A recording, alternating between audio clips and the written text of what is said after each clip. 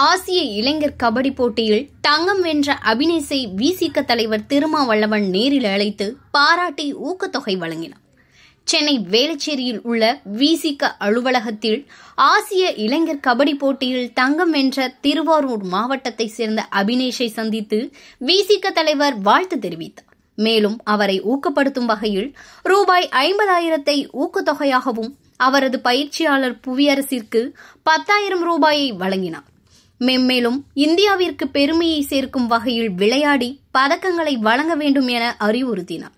பின்னர் செய்தியாளர்களை சந்தித்து பேசிய திருமாவளவன் அரசு கொடுத்த ஊக்கத்தொகையை கார்த்திகா, அபினேஷ் ஆகிய இருவருக்கும் 1 கோடி ரூபாயாக உயர்த்தி வழங்க வேண்டும் எனவும் இருவருக்கும் அரசு வேலைவாய்ப்பை உறுதி செய்ய வேண்டும் என கேட்டுக்கொண்டார்.